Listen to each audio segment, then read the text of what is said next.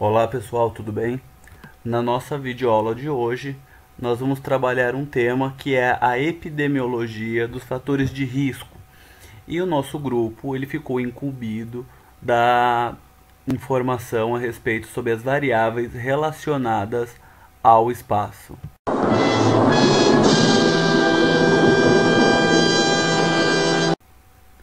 Calma, calma. Pode pegar e ficar tranquilo. A princípio parece um pouco confuso, a questão de nomenclatura ou alguns outros dados, mas nós vamos dar uma fragmentada nesse assunto e vamos chegar nas variáveis de espaço. É só ter um pouco de calma e acompanhar no passo a seguinte.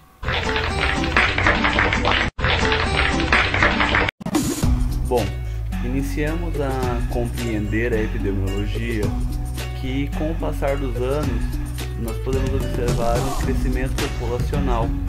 E os estudos epidemiológicos eles vêm de maneira a auxiliar nessa organização, muitas vezes refletindo em algumas políticas públicas de saúde e até mesmo na organização de fatores que afetam essa população. Com esse crescimento e da população no caso, nós podemos me organizar melhor desses fatores e dessas competências. Então vamos fragmentar um pouco a epidemiologia para entender melhor esse contexto que envolve ele a partir daqui. O uso da abordagem descritiva da epidemiologia permite a análise e o acompanhamento de padrões de distribuições em uma população e também permite que esses padrões possam ser comparados com outras populações. Sua análise também é fundamental para o planejamento e avaliação das ações de saúde pública e para a elaboração de hipóteses sobre os seus determinantes. Agora vamos falar de como as variáveis, a estratificação em variáveis tempo, espaço e pessoa podem ajudar na interpretação de fenômenos de saúde e doença numa população. Em relação ao tempo, nós observamos que a ocorrência de doenças ela varia muito no decorrer do tempo. E aí o estabelecimento de padrões é fundamental para você se antecipar à ocorrência dessas doenças. Como exemplo, podemos dizer que a hepatite B não apresenta nenhum tipo de padrão. Ela ocorre de maneira regular durante todo o ano. Já a leptospirose e a dengue, elas têm um padrão de ocorrência mais em meses mais quentes e chuvosos do ano. O uso da variável tempo para a estratificação de dados permite a criação de gráficos de tendência secular, de eventos e agravos, e também proporciona a observação do comportamento da doença e do agravo durante o ano, estabelecendo padrões de sazonalidade. Outro importante instrumento é o diagrama de controle, que se presta a definir se uma doença ou um agravo ultrapassou o limiar endêmico e se tornou uma epidemia. Assim como também pode ser utilizado na avaliação de impacto de medidas de saúde pública. Antes e depois dessa medida, a gente pode observar se a determinada ação causou algum tipo de resultado, um resultado esperado ou não.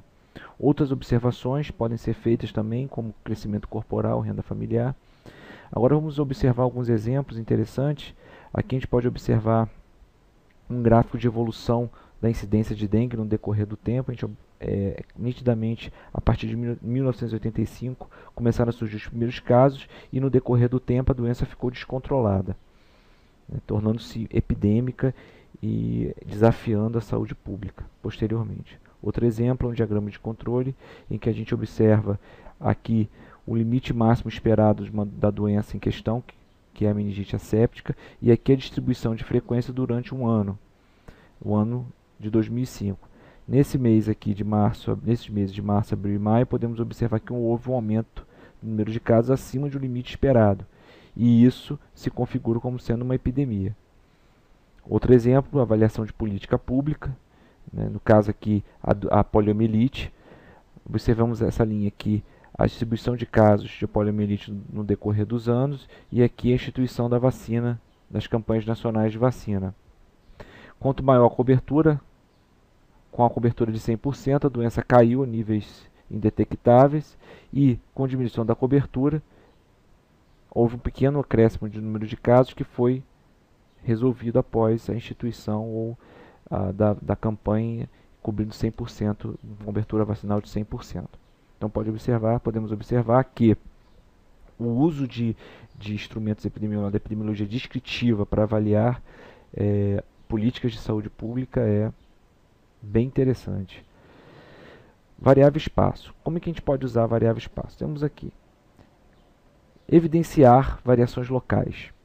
Então, como a doença se distribui em relação ao local de ocorrência. Esses locais eles podem ser estratificados de qualquer maneira. Pode ser um bairro, pode ser uma cidade, pode ser um estado, pode ser um país e até continente.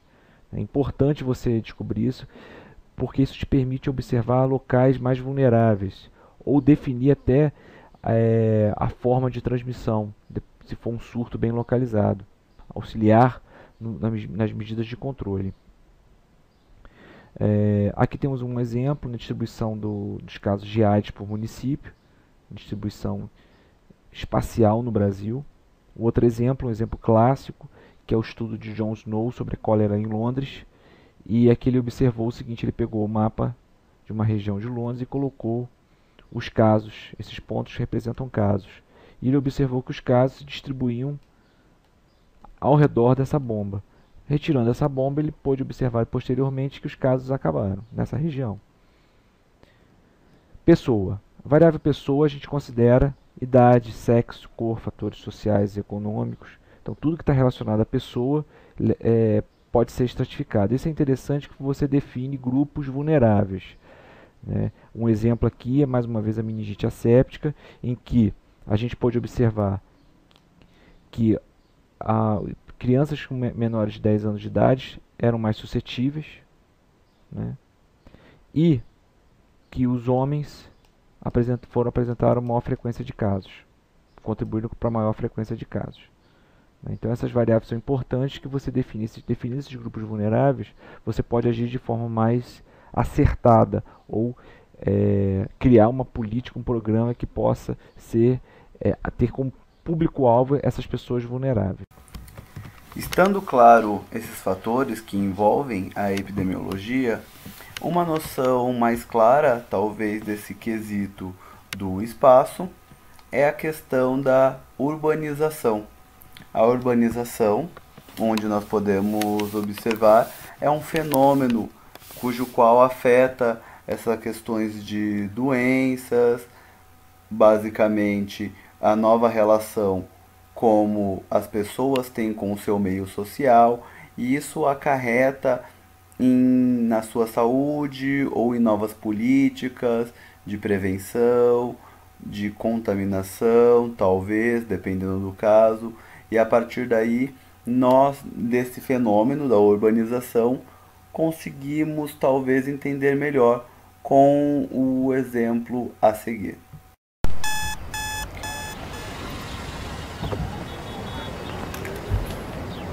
Bom, a partir de então nós pensamos na promoção da saúde e a inserção no contexto espaço.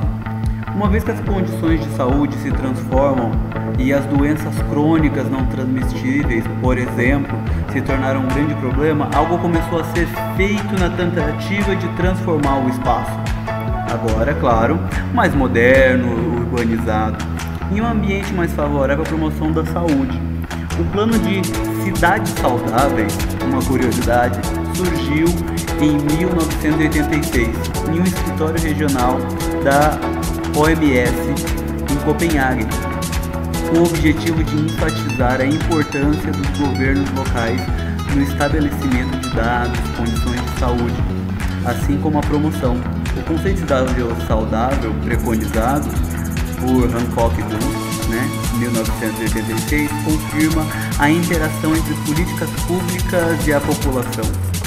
Uma cidade saudável é aquela que está continuamente a criar e melhorar esses ambientes físicos e sociais e fortalecer os recursos da comunidade que permitem que as pessoas apoiarem mutuamente uns aos outros na realização de todas as funções da vida e alcançar seu potencial máximo. Alguns pontos importantes também foram criados para esclarecer e objetivar os conceitos da cidade saudável, entre eles um ambiente seguro, limpo e habitações de qualidade, ecossistema sustentável, atender às necessidades básicas de segurança, água, trabalho, etc. E participação pública nas decisões, variedade, experiências e recursos, incentiva a cultura, bons serviços de saúde, dentre outros.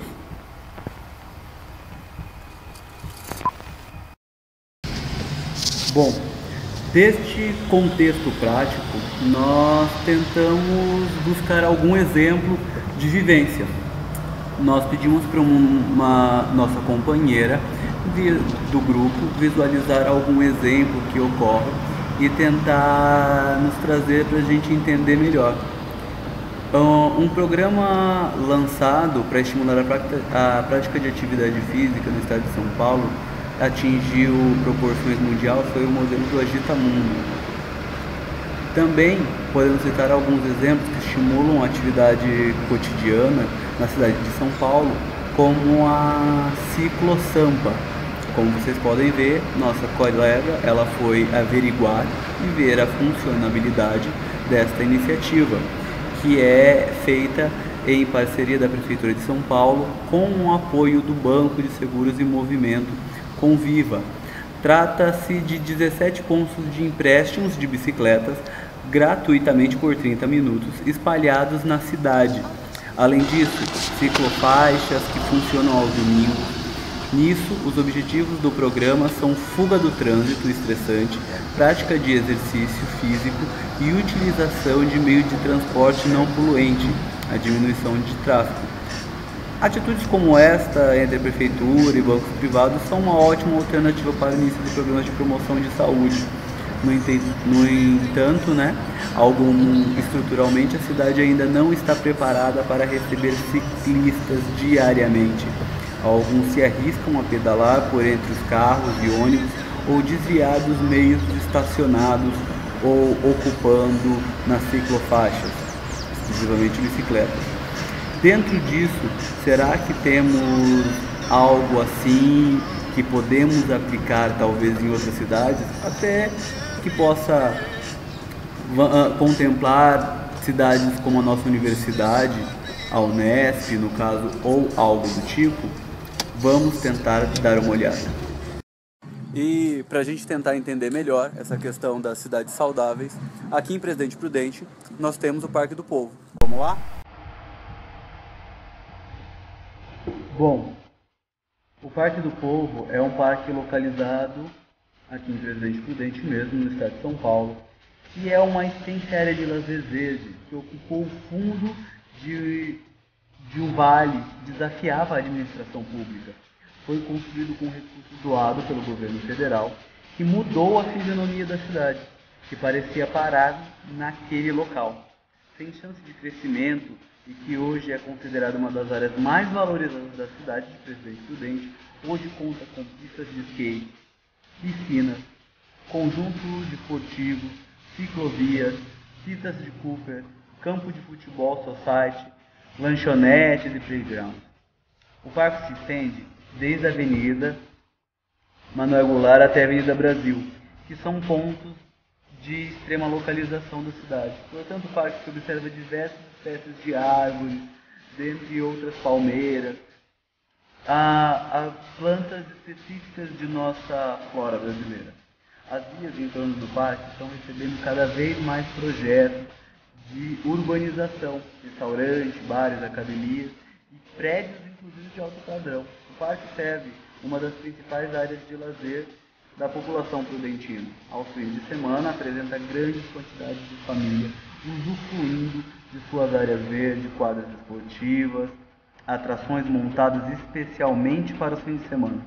Durante a semana, uma grande quantidade de pessoas usam o parque como academia a céu aberto, praticando exercícios físicos como corrida, caminhada, entre outros. O Parque do Povo foi o primeiro local de Presidente Prudente a receber uma unidade da Academia da Terceira Idade, obra conjunta com a Prefeitura da cidade ou dentre outras organizações.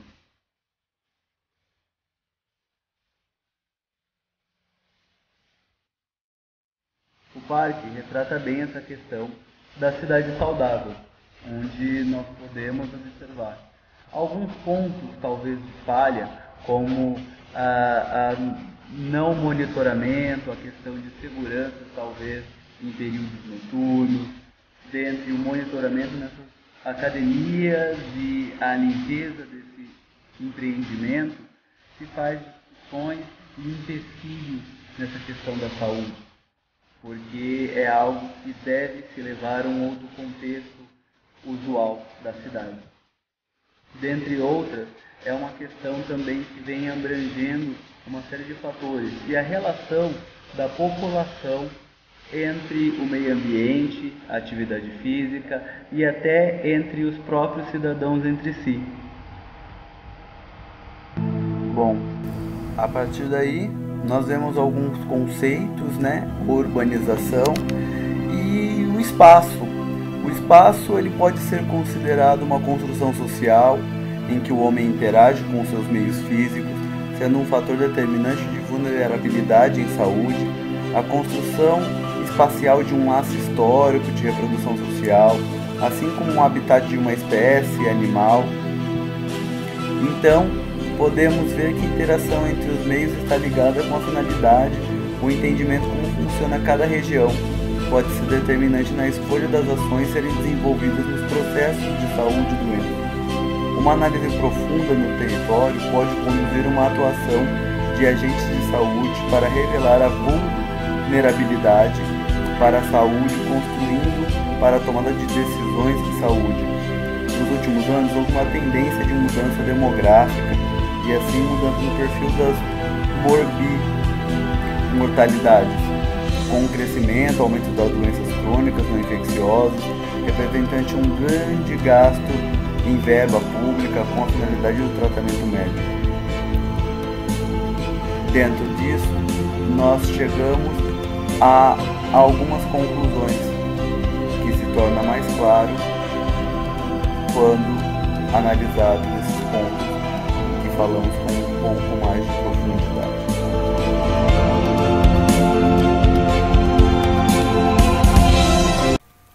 Bom, o que nós temos conclusão foi que, com base em conceitos de prevalência de doenças crônicas não transmissíveis, desenvolvimento socioeconômico e processos tecnológicos que possibilitam a urbanização, assim como a prevenção e cura das diversas doenças, é possível observar que ao longo das últimas décadas houve um aumento na expectativa de vida do homem. No entanto, a qualidade de vida de grande parte da população é questionável, principalmente quando se trata de prevenção de doenças crônicas, principalmente por meio de atividade física e ou diminuição de comportamentos sedentários. Continua-se questionável se as medidas de saúde pública que tentam mudar esse quadro de sedentarismo estão sendo eficazes ou se apenas mascaram um problema que talvez tenha uma raiz cultural ainda muito forte, devido aos progressos tecnológicos, a algumas trocas e algumas inversões de algumas prioridades de questões sociais ou não. Talvez a solução esteja nos espaços públicos, onde as tentativas de melhoria nos espaços, nas vias, nos parques, muitas vezes, questões de acessibilidade, áreas verdes, ainda acredita que investir em saúde é somente construir hospitais, porém as unidades básicas de saúde, por trás disso a necessidade de criação de incentivo do uso dos espaços para prevenção, como esses parques e quadras, e assim incentivar a atividade física como um fármaco de baixo custo. Bom, pessoal, é isso. Espero que tenham gostado e tenha ajudado um pouquinho. Muito obrigado. Desde já, se cuidem. Grande abraço. Tchau, tchau.